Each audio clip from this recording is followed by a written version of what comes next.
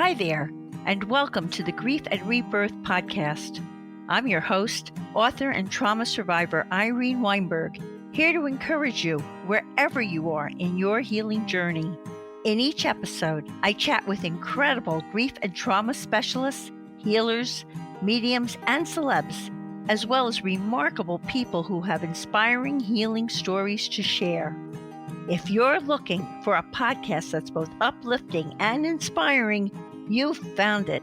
Let us help you find your joy in life.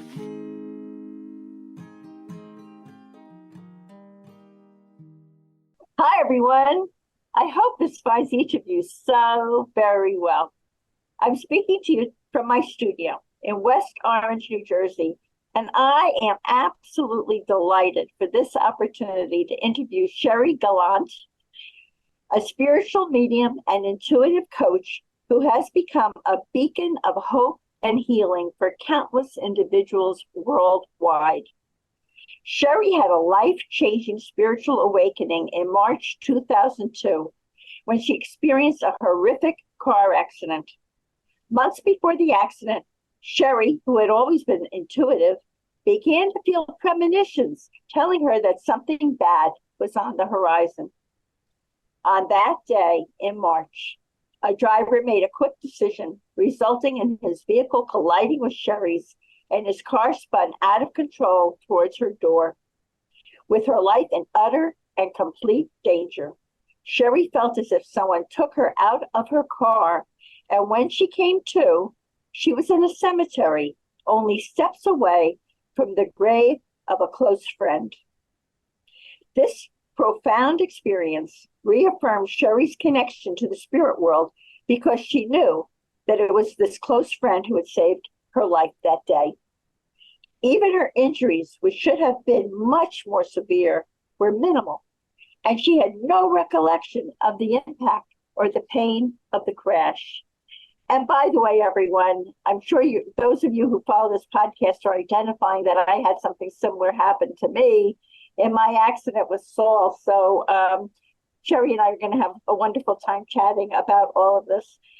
Sherry contributed a fascinating chapter about her life-changing experience to the book, Gathering at the Doorway, an anthology of signs, visits, and messages from the afterlife, which was curated by author Camille Dan, who I have had the true pleasure of interviewing on Grief and Rebirth podcast. As many of you already know, mediumship is the practice of communicating with the spirits of deceased loved ones, guides, and the universe to gain insight, closure, and healing. What was once considered a taboo subject has now become a form of wellness, with people seeking out mediums for guidance and advice in all aspects of life. Sherry is a leading voice in the movement known as modern mediumship, advocating for its place within the wellness industry. Her approach to mediumship is unique because instead of turning to the showmanship aspect of mediumship, Sherry focuses on mediumship as a tool for healing, empowerment, and self-discovery. I'm looking forward to talking with Sherry, who will be speaking to us today from Ontario, Canada, about why she calls the accident her spiritual reawakening, her role as a leading voice in the modern mediumship movement, mediumship as a tool for healing, empowerment, and self-discovery. What are those free-floating lights called orbs that we often see in digital photos? And so much more for what is surely going to be a fascinating interview filled with healing insights. Hey, Sherry, a warm welcome to Grief and Rebirth podcast. Hi, Irene. Thank you so much for having me. It's going to be an amazing, amazing podcast. We have so much in common. I just can't wait to get right into it. I know, we kind of validate each other. I mean, when you first come into this world, you think, really? And then all of a sudden you start talking like for you and me, and oh my goodness, this is real. She had a similar experience to mine. It's amazing, right?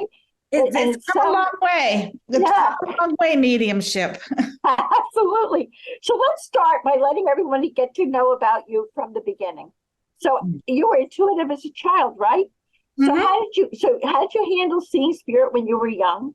And please describe and then you had premonitions that something bad was on the horizon months before the accident, right? So you want to tell us about that? Absolutely. Absolutely. So as a child, I always like sense things. I would always just, just like would say something and then it would happen. Or my mom would be like, oh, wow, that you said that would happen. It was just kind of like different things like that. But as a child, you don't want to be like an outcast. And there's bullying and there's being picked on. So we kind of like sweep it under the carpet because we don't want to be different. Back then, anyhow, we don't want to be different. As years went on, it was still would come and go, come and go. And what had happened was, as a teenager, and life just went on, but you just felt. I came from I'm really, really a true believer on the family that we're born into, and the family, everything that happens to us are these life lessons. And I believe I've gone through so much as a child, being with a single mom, on social services and living in housing. And I left home at a very young age. I was 14, almost 15 years old. Wow, Sherry. I Wow. left home and I literally moved to a racetrack. And I lived in a tack room beside some horse stalls. And I was there for years. My mom was a single mom. I had a really, my stepfather was an alcoholic, and my mom was in many, many like battered women's shelters and hostels. And anyways, to make a long story short, I just like, I kept moving and moving and moving and moving. And yeah, so I that was very stressful for you. But you also learned resilience. They are like, I don't know. It made me, I don't regret anything because it made me who I am today. And I like who I am today. It's beautiful. And that's it. But so go a few years further, I always felt, I was feeling uncomfortable driving. And I just didn't know like what was going on. So what had happened was, I just felt uncomfortable, and I knew something was going to happen. And I was driving, and I just left my husband for breakfast, and I'm like, oh my gosh, it was a Friday. I had to go to pick up a gift for a baby shower. I was driving. I saw this man. It was like everything was slow motion. Like just very slow motion. And then I don't remember anything, but I remember it was if I felt like it was like blank, but it was a nice blank. It felt like a freedom. It wasn't like a blackout. And then when I opened my eyes, it was a blank. So that's interesting because I can identify with that, because I left my body during my accident, and I had kind of like a blank.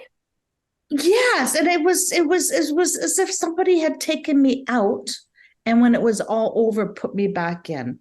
And when I came through, I was literally 5-6 feet away from a graveyard, the gravesite, who a very good friend of mine who tragically passed away, who I named my son after. And I know that he was there. And let me go a year later quickly.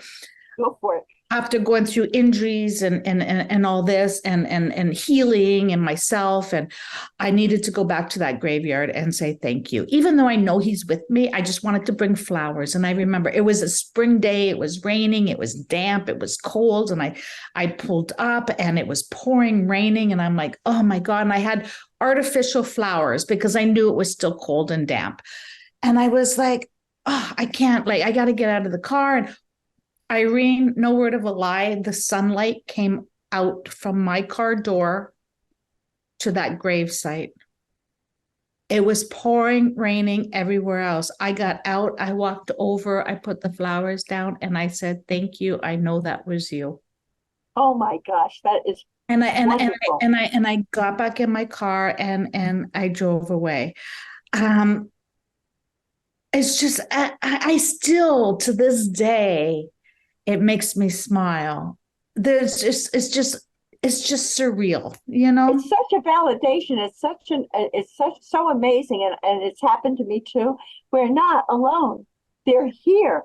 Our loved ones are here. We have spirit guides. We have guardian angels. They're here to help us. And he was there to help you. His soul was there with you. All was there. I still had, because I got married a few months after he had passed away, and I still have his wedding invitation that I never ended up giving to him. So Wow. Friendships and relationships and love just does not disappear like that. Like when somebody's gone, it just doesn't disappear. As they say, the love never dies. The love right? never dies. Yes. So why do you call this your spiritual reawakening? Because it transformed your life. And how did that transform your life? Oh, what had happened was I started to things just started to open up to me again. And Irene, it was back then, I didn't want to be looked at as a quack. I didn't want to be looked at as crazy. I didn't want my family to be embarrassed of me. It was and I didn't know what to do. And I remember searching these people and where do I get help and like a teacher or something. And I just couldn't find anything. And then I ended up finding a support group. And then what had happened was, and I started to just be around supportive people. And then my mother got ill, very, very, it all happened so fast. And so when she passed, there were the signs that she gave me were unbelievable. It was as if, so we did a celebration of life for her, and I had these doves for her grandchildren to let go. And I was building a house at the time, and I stopped at a friend's house on my way to the airport to pick up my son for her celebration of life. And I stopped at a friend's and I was telling her about these doves. And then I was just upset. And this is 2010. And I'm like, my mom's never going to see my new house and all this. So I leave my girlfriend. I start heading to the airport, and I have to drive past my house under construction. And it's a dark country road. And I'm driving along and I see a minivan in front of me. And I'm like, well, he looks like he's lost. So as I pulled up, it stopped in front of my driveway of my house that's under construction. So as I drove around it, I looked at the license plate, and it spelled TWODOVES. Oh my goodness. Oh my goodness. I was just talking about the doves. Oh my goodness. And I'm like, somebody was lost. Somehow that car was directed to go down that street. And I can go on and on and on and on. It's just amazing. It's amazing. It's amazing. And I know it's her saying, like, I'm with you. Like I'm with you. I see your new house. Sherry, I see your new house. That's beautiful. That's wonderful. So why do you call this your spiritual reawakening? And I also want to ask you how your family reacted when you started to come out of the closet, because you sound like you were very afraid of what everybody thought. Yes. And you were still in that thing. You weren't comfortable with your truth yet. Yes. So tell us a little bit about that. Yes. So what had happened was my spiritual reawakening. I believe that whether growing up and, as a child and we're embarrassed or we're not sure and we're afraid to tell anybody, or maybe, because people would say, oh, it's just your imaginary friend or something like that. So we would just kind of like put it under the carpet, brush it under the carpet. So then what had happened was the accident. I'm a true believer when something tragic happens to us, whether it's an accident, whether it's the loss of a loved one, whether it's an illness, something reawakens inside of us. And that's what I call my spiritual reawakening. And that's the car accident, because that was like, you're here for a reason. Everything that you went through, this is like your spiritual reawakening. And it's like, it's like, get your butt in gear, and this is your calling. And so that's what I did. I'm sorry, what was the next question? Yeah, so now you gathered your courage and you were ready to come out of the closet. I didn't know. I didn't know what to do with it. And I was going to these little groups and stuff, and I was telling my husband and my son, I'm going to yoga, I'm going to meditation. They didn't know, because I was like, oh my God, they're going to think I'm like cuckoo or Cocoa Pop. I can identify. And I'm just like, what do I do? So I kept going and going. And then somebody approached me and they were like, Sherry, the healing and the help like you can do for people. And I'm like, I know, but I'm like, it's scary. Irene, it's scary to come out of the closet like that, because it's very scary. And the world sometimes can be a nasty place as we know it, right? I can identify with that, yes. Yeah. And finally, I opened up and I said to them, I go, listen, I said, and my son was going to university and I want him to finish high school. It was just so. You didn't want to embarrass him or anything like that. Yeah. And I didn't want his friends picking on, it's just, what kids are like and all that. So anyhow, and my husband was a businessman, and it's just, there's so many things around it. And I was just like, I'll just be quiet. But then I was like, I can't keep this quiet anymore. And I sat them down and I told them, this is what's going on. And I'm like, I don't know what to do. And they looked right at me and they were like, Mom, if you're happy, we're happy. And if I would have known that was going to be the answer, I would have 2 years or previous, I would have come out even sooner, but I wasn't the time. And then it was like, I just went from, somebody's like, can you maybe speak to this person or that person? It just kind of went from there. I didn't think this was going to be my career. I had, 2 acupuncture clinics. I was with the College of Traditional Chinese Medicine. Everything I've done in life has always been, even to where I left at a young age, to being around horses. And I felt the horses were healing for me.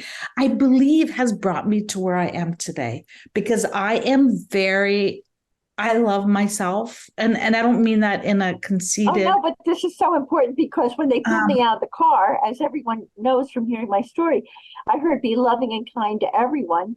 And that included me. Yes. There's nothing narcissistic about taking care of yourself so that you're better for the people in your world and better for yourself. And I know that little girl inside of me that went through all that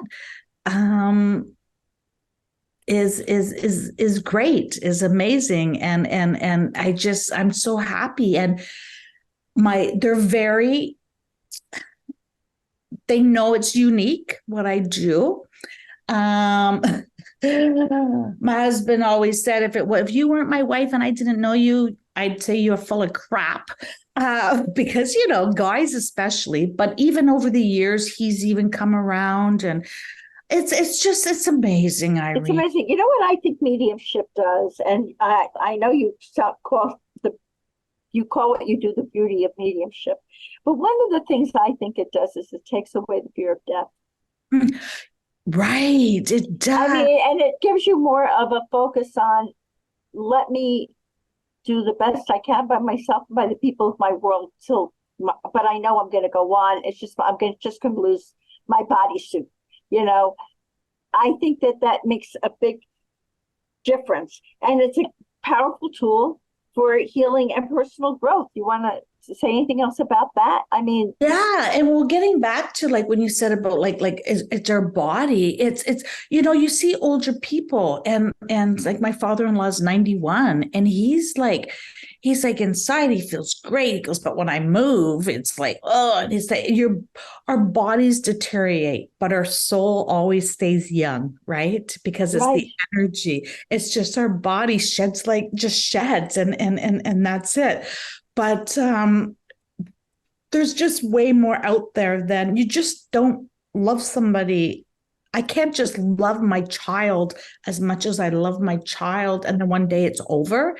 No, it's impossible. It just doesn't break. It doesn't. It doesn't. It makes such a difference when you know that. So I want to tell everyone how amazing you are, because before the accident, you had trained as a grief coach, an acupuncturist, a holistic nutritionist, a reflexologist, and you are now retired from the College of Traditional Chinese Medicine. So now you've added your gift of mediumship to all of these modalities. So what do they do to help your clients have an enhanced healing perspective? And how is this an illustration of what you now call modern mediumship, which I know you are a leader in this movement. So you want to tell us about that? So I'm really trying hard, like to figure out.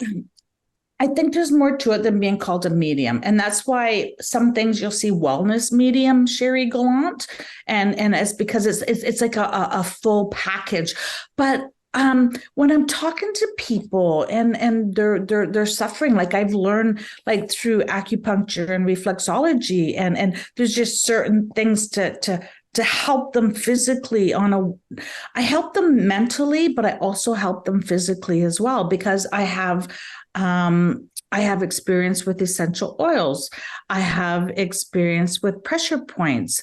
The grief coaching actually came afterwards.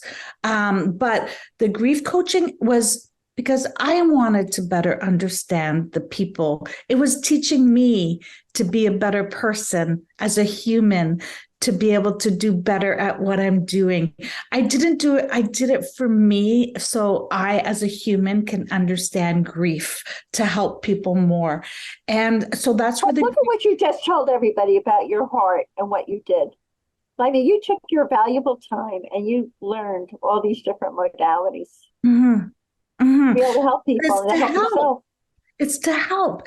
And, somebody's like, I had a friend yesterday, or somebody mentioned to me yesterday that they always feel like used, or they feel like I'm always doing things for people. And I just don't feel like I do I get it back in return and stuff like that. And, one thing I have learned is we always get something back, whether or not the person's appreciated or not. Like I sit there and I'm like, there's selfish people out there, but it's not going to prevent me from being a good person, because it really makes me feel good to help someone. That's what I'm getting out of it. It doesn't have to be monetized. It doesn't have to be a thing. It doesn't have to be a gift.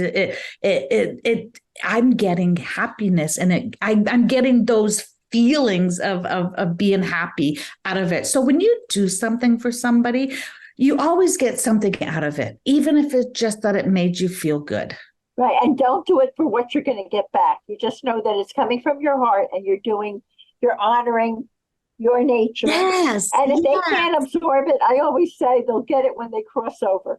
Yes. They get their life for you. Right. That's it. Ripple effect. It's a ripple effect. Right.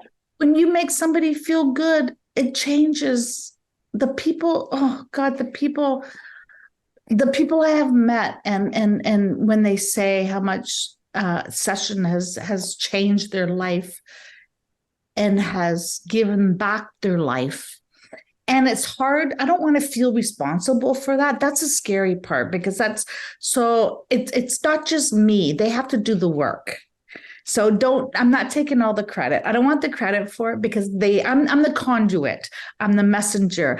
I'm the person who is relaying the messages. And it's not coming from me. It's coming from spirit. And I'm just helping with you. So I'm not taking credit for changing somebody's world, because it's not me. They did the work. I was just the messenger. You're the messenger, and then people are left with their choices, how they're going to do with the information. Yes. So as partial, you consider your mediumship to be part of a wellness industry, because it's able to help people in so many ways.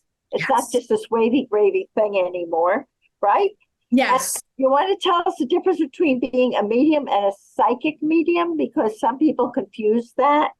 Okay. So I'm going to give you just a little about a client that had come to see me, and she came to see me, and I was hearing a song, Hello. And she's like, by Adele. And I'm like, no, by Lionel Richie. She says, whoa, my dad's name's Lionel and he's on the other side.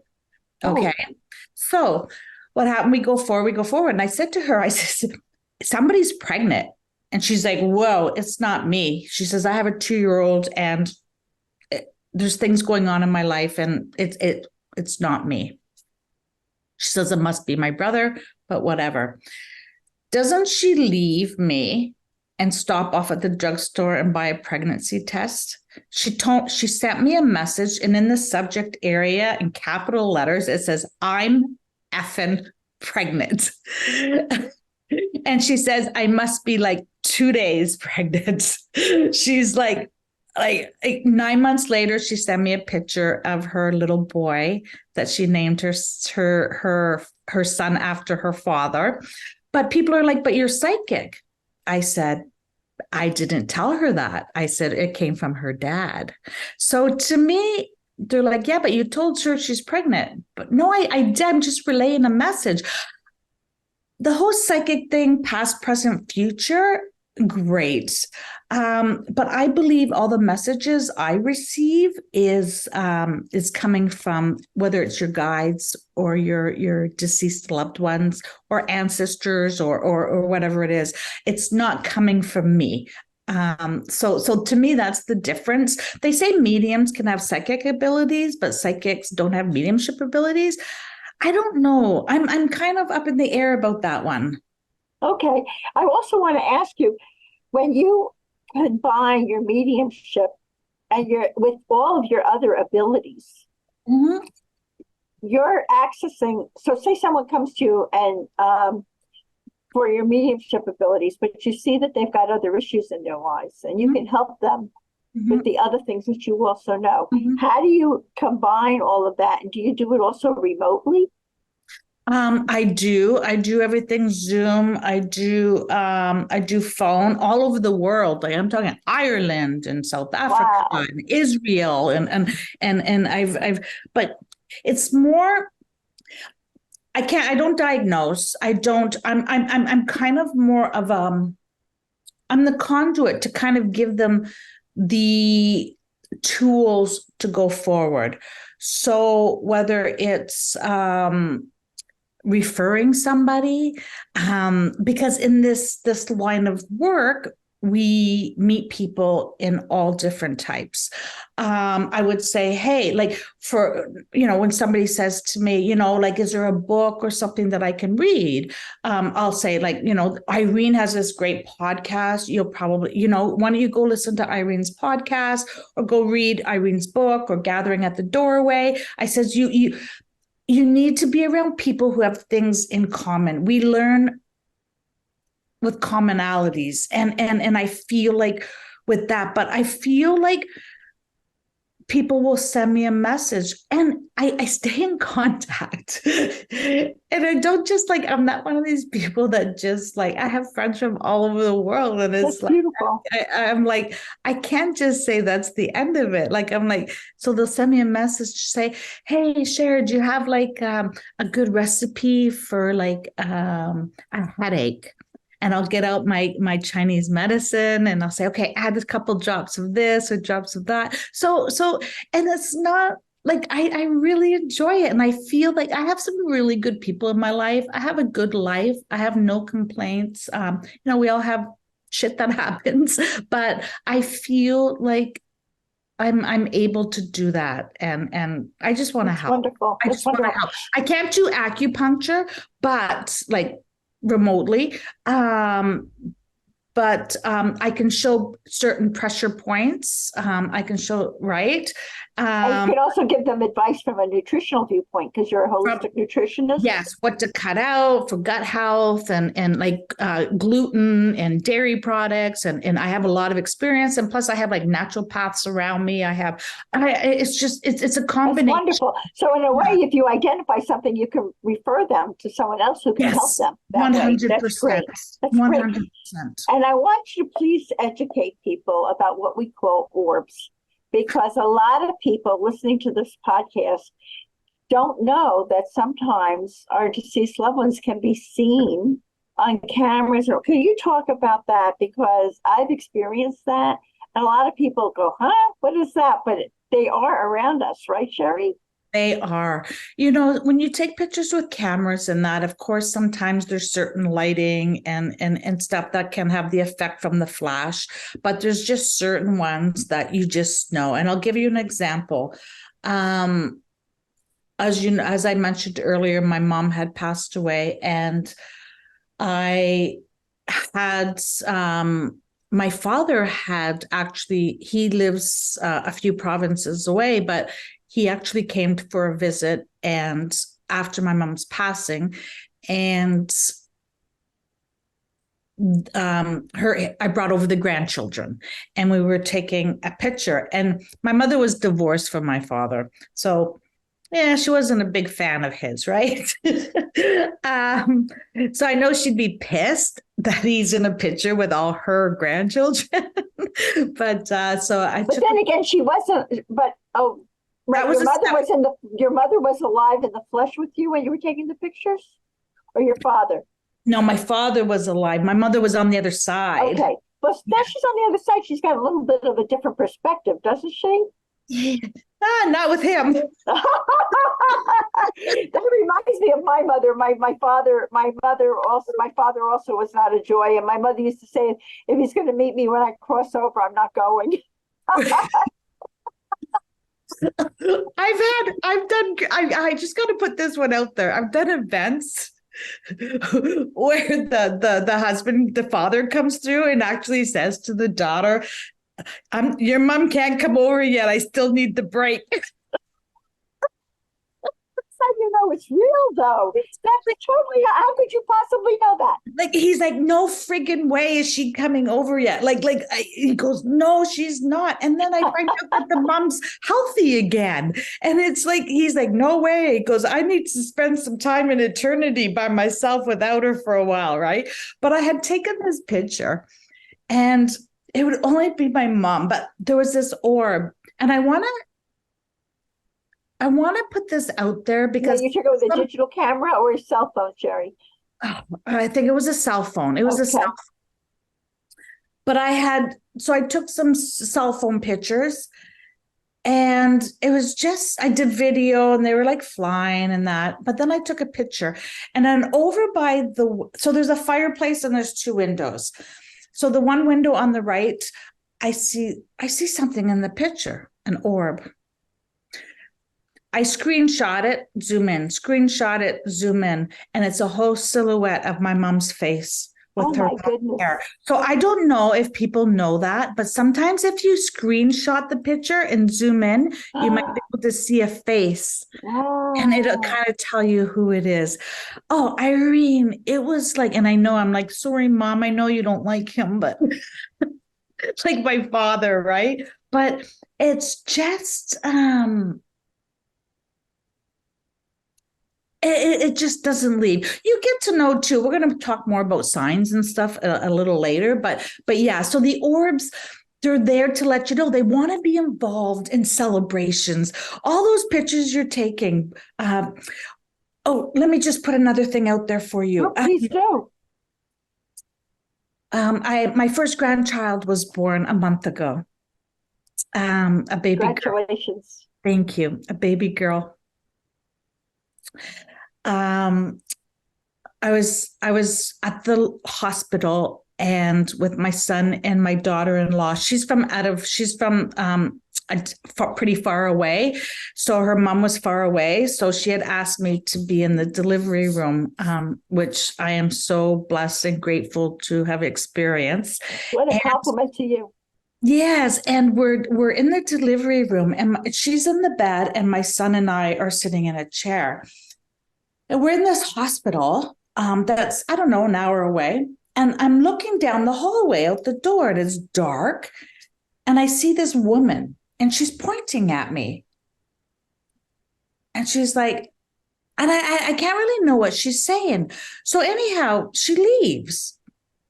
So my son, Michael, is like going out and he's trying to get, Megan has a lot of really good insurance. So he's trying to get her a private room, which you can't reserve because you don't know when you're going into labor, right?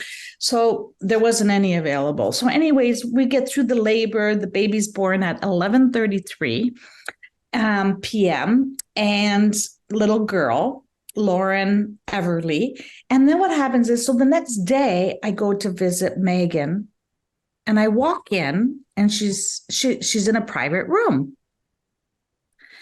And I'm like, oh, you got a private room. That's great. And she goes, yeah. She goes, who's Beverly? And I'm like, Beverly? I said, my mom's name is Beverly. I go, why do you say Beverly? She goes, I don't know, because the lady came in and she says, you must be somebody special because Beverly told us all that you come from a special family and we're to take care of you. And we were to reserve this last private room for you. Oh, my. So we leave. So don't I find out, I end up meeting the lady whose name is Beverly, the same as my mom. She follows me.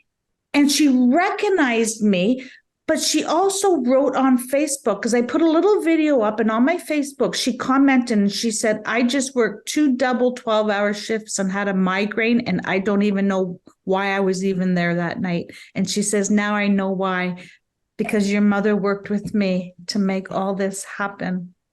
Like, that is so fabulous. Irene, like, isn't that, and it's so if people take nothing else from this interview, then that they can open up and know that they are getting help from the other side if they let it in and they open up to this possibility. Such a blessing. You know, what can it hurt? Nothing. Just say, I'm open. Take it. There's no such thing as coincidences. Absolutely. That's beautiful. Let me ask you, so in what way can those of us who do not have formal mediumship abilities increase our personal connection to those on the other side? And you want to share some of the common signs that spirits use to communicate with us? Absolutely. When it comes to the people and opening up, it really depends. Like a lot of people, religions and beliefs and things like that. I think a lot of people, it's fear. And I think we need to let go of fear. A lot of people are afraid of dying. Oh gosh, don't ever be afraid of dying. It's just your body. It's just the begin. It's just your shell. But I feel like we're all intuitive. But I feel like some people are just more in tune than others. Does everybody have the ability? Sometimes I sit there and I think yes, and it's only because it's like, but like, why would I just be that? Like I said to my husband, like he goes, not everybody has the ability. You say that, but I don't. I go, but why me? He goes, why not you? So it's very so. But I feel like everybody has intuition, that gut feeling. I believe those gut feelings that you get are our angels and our guardians and just like giving you that little punch saying, be careful, that little nudge. It's the energy. Like when you walk into a room, we've all been there. You can walk into a room and you instantly feel who the Debbie Downer is. You can feel the energy coming from a certain person or whatever it is. That's all. It's all related. It's the energy. I tell people you have to really, you got nothing to lose. Just let it flow. When you sit there and you're talking to somebody, like if I'm talking to you and all of a sudden something pops in, I wasn't looking for a message. I wasn't looking. So why is this word being popped in? Obviously, somebody wants me to say something to you. Is it something that comes from my brain? Is it something that I would have been related to? Is it something that I would have thought of? No. Like right now, I'm looking at you and I want to say Charlie. I don't even know what Charlie is, or Charles, or. My grandson's middle name is Charlie. Are you serious? Serious. Oh my gosh, I just heard Charles, okay? I don't have a Charles in my life. So we're talking about something totally different. So when it comes to signs as well, there's so many different ones. You get to find, not everybody has the same ones. I know with my mom, it's doves and personal license plates. Which I told you the story about my house that was under construction. You want to tell everyone that story a little bit? That's an amazing story. Like my house was under construction, and that minivan was lost and pulled over in front of my house under construction. I was in town one day, and that song "Mommy Got Run Over by a Reindeer," "Grandma Got Run Over by a Reindeer" came on, and my mother and I and my son used to laugh at that song.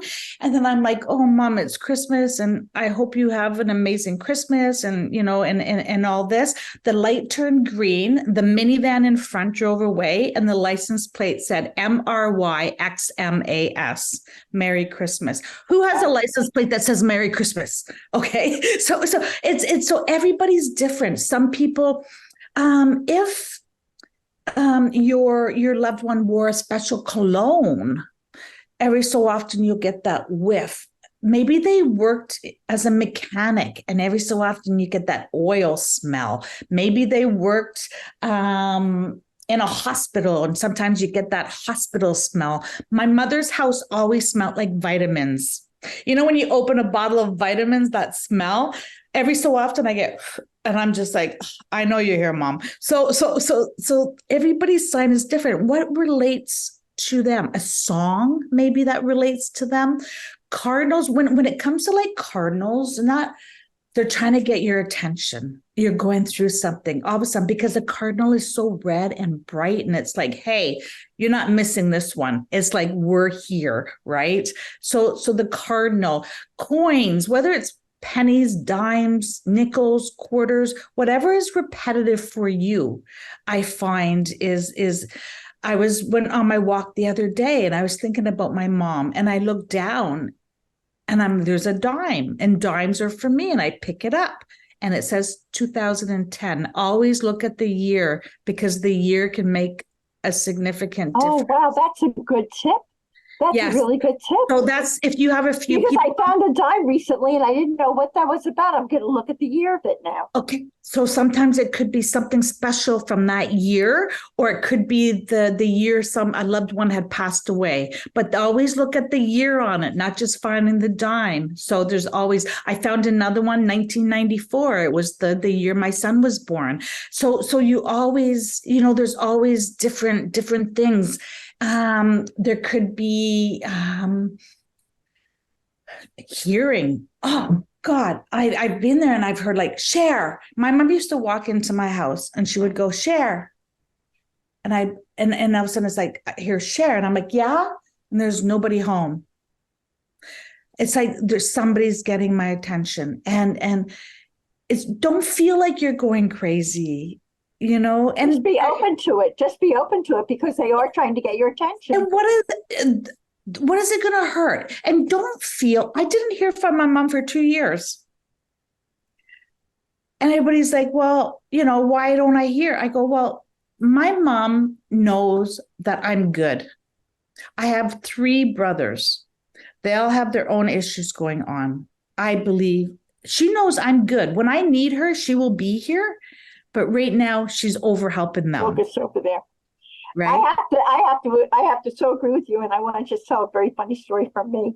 After Saul died, about, I don't know, maybe 3 years after Saul died, I started to date someone, and he was from England, and he came to visit me.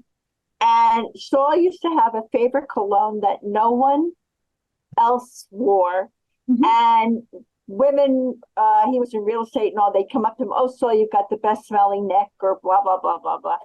This guy comes in with his English accent. He says, Rini, I don't know what took me over, but I felt the need to buy this cologne to wear with you while we're here together in the States. And it was my husband's cologne. I was like, you buster, but that would be Saul's sense of humor also. Was he a polo rider? No. That's weird. I just saw polo. We'll have to figure that out. We'll tune in to figure that out. Okay. Yeah, that's just, I don't know. That's funny. That's funny. Yeah. Maybe the guy that I was dating at the time. I don't know. But that's amazing. See, okay, why was he drawn to that cologne? To wear that cologne while he was with me, which was my husband's cologne that nobody ever really wore. No one else ever wore. How they, Sherry, I'm sure people love you already and they want to know how they can get a hold of you. And I know that you have quite a following. So could you tell us about your private sessions, your workshops, and anything else you'd like to share with our Grief and Rebirth podcast audience? Sure. So I can be found. So I'm on Facebook. I'm on Instagram. So Facebook is Sherry Gallant Official. Or SherryGallant. Official. Yes. Official. Okay. On Facebook, I am Spiritual Medium Sherry Gallant.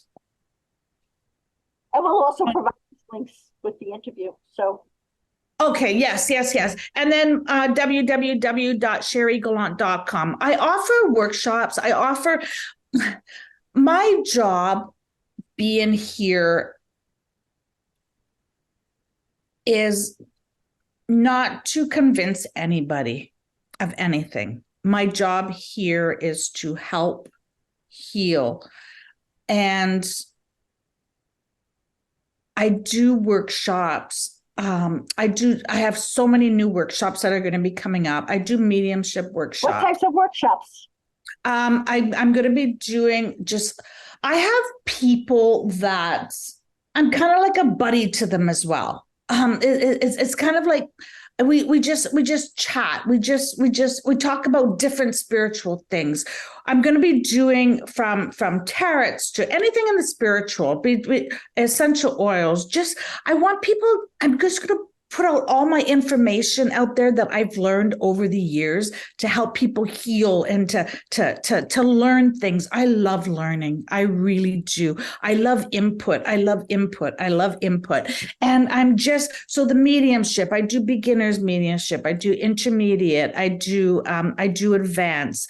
I'm actually going to be coordinating with like other people who want to, do a workshop with me and teach what they have, because I feel like there's so much. I'm so open, like reach out if there's something you can offer and I can do all that. And I do events. I do live events. I love live events because I have, there's 400 or 500 people in an audience. And I just love it because I get like 20 all in one night to heal. That's so wonderful. But it's not even them. It's the people around them heal as well. It's like the whole audience is healing. I get messages all the time about how the healing. And I got an email from a gentleman after one event that he said he was at the event. And even though he didn't receive a reading, what he witnessed that night changed his life. And he never wants his family to ever suffer like the family was that I read for. And he said he was admitting himself into rehab for a drug addiction that day. So that's that. I have to share this one. I have this one woman.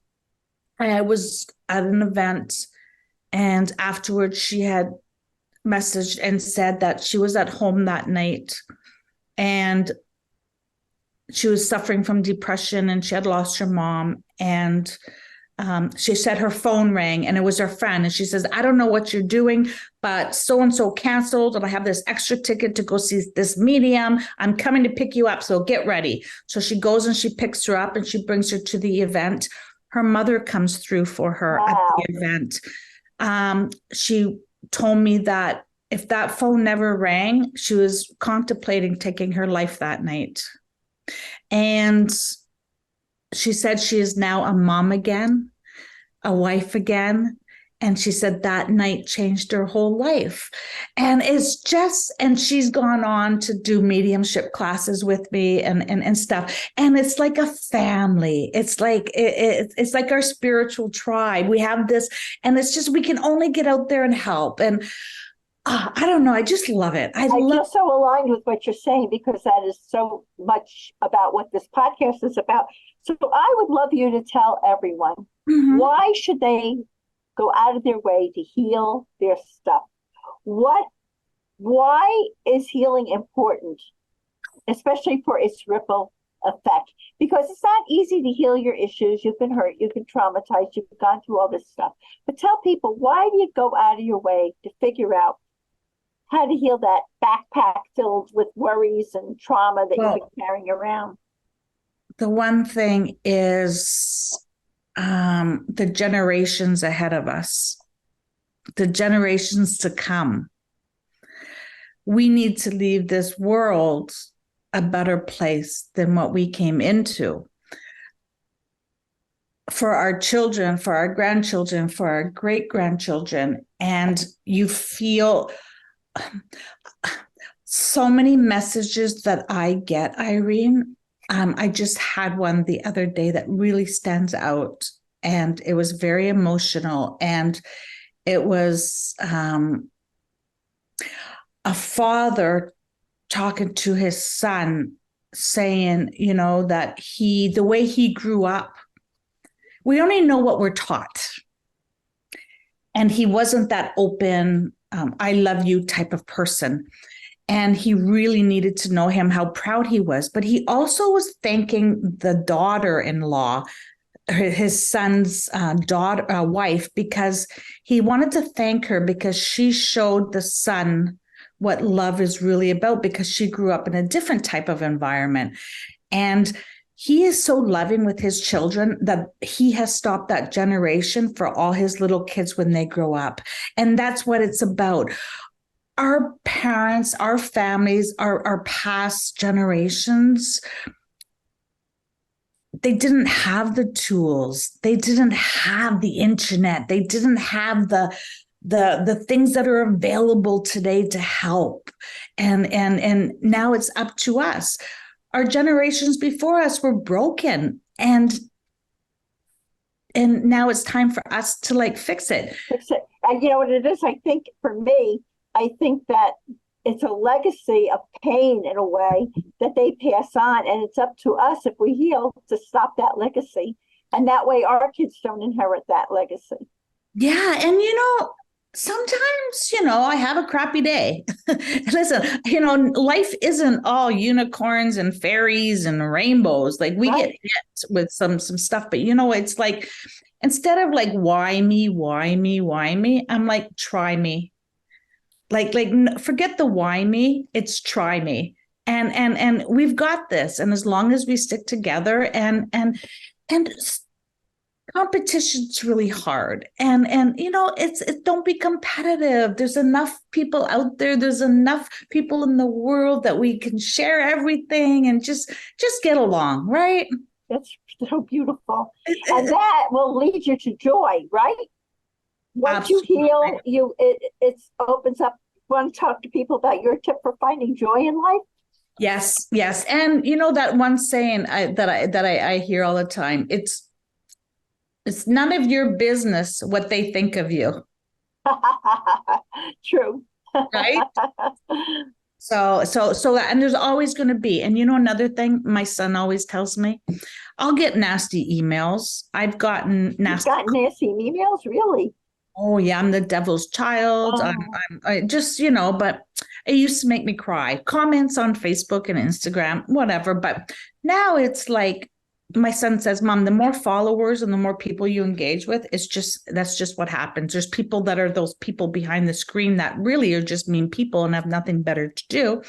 But it doesn't make me cry anymore.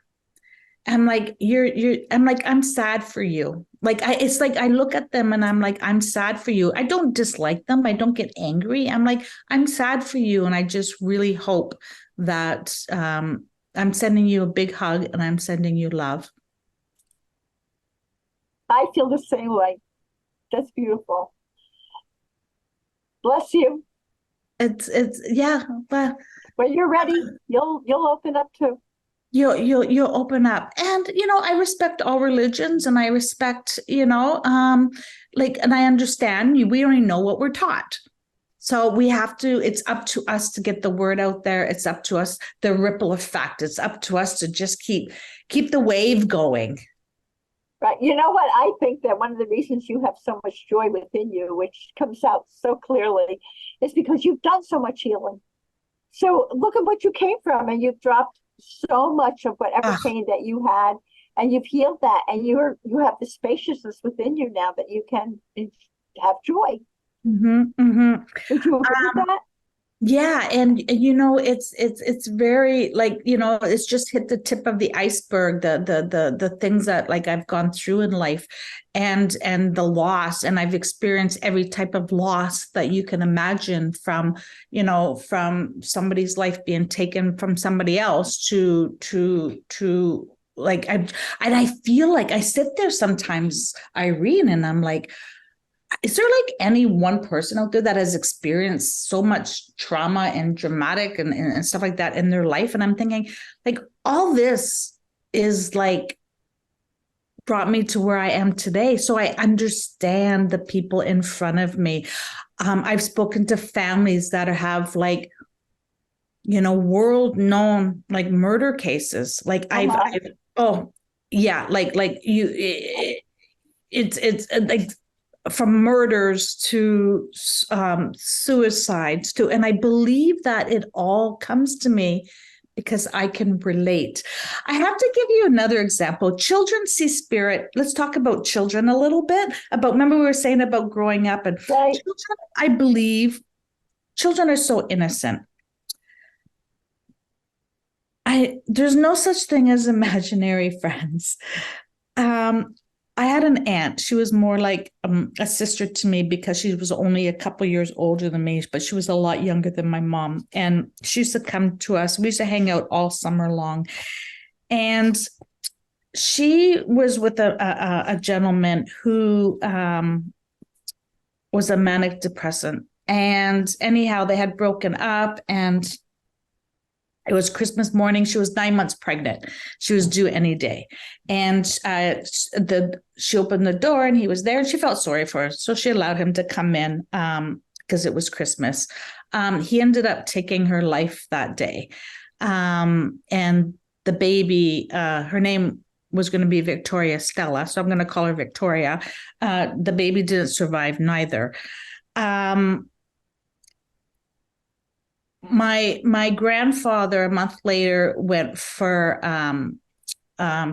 just a very, very common day surgery to have some fluid off of his lungs, and he passed away. And I know he passed because of his broken heart, because when we went to the funeral home to make arrangements, he had already paid for his when he paid for Cheryl's. So years go by. So anyhow, my brother, I had to go and clean her apartment and the nursery and everything like that after it all happened. And my brother had just moved into an apartment. And I'm like, listen, I said, I am donating everything to a battered women's shelter. And her girlfriend who's pregnant is going to take everything from the nursery. Do you need anything for your apartment?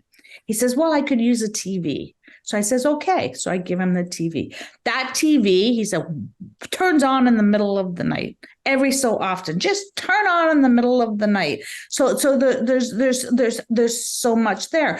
But getting to healing, everybody's like, wow, like he went to court. He didn't even want to go to court. He just pled guilty because he knew he was in the wrong. But do you know, Irene, all that I'm not going through life having bitterness and hate. And I have learned of his upbringing and his illness and how he was brought up in foster homes after foster homes. And I'll never have tea or dinner with him, but I have forgiven him. And it makes You let it go. you Forgiveness is have letting it go. you have to. You really have to. And the one thing I can tell you that I take from the College of Traditional Chinese Medicine is the word disease. The word disease comes from your body being at dis-ease. When your body's at dis-ease and you have hate and anger, and when you're angry and upset and bitchy and all that, you start to get backaches, you start to get a headache. That's all. It's not worth it. Let it go. Let it go. Let it go. That's part of the reason for healing, I would think, because all that rage and upset and all stays in your body. Where is it going to manifest? You need to let it go. You need to heal it so that you can let it go. Yes, yes. Instead of why me, try me. I love that. That's fabulous. Instead of why me, try me. So on that note, I really want to thank you for being such a wonderful guest on this podcast, and for also being a leading voice in the modern mediumship movement, because its focus is on healing, empowerment, and self-discovery. Yeah. And Sherry, I sincerely want to thank you from my heart for this fascinating, wonderful interview with such a lovely person that is filled with all these enlightened healing insights. And here's a loving reminder, everyone, that you can see the show notes and all Grief and Rebirth podcast episodes on ireneweinberg.com. And make sure to follow us and like us on social at Irene S. Weinberg on Instagram, Facebook, and wherever you get your podcasts, including YouTube. As I like to say, to be continued. Thank you so much, Sherry. Many blessings, everyone. And bye for now. Thank you.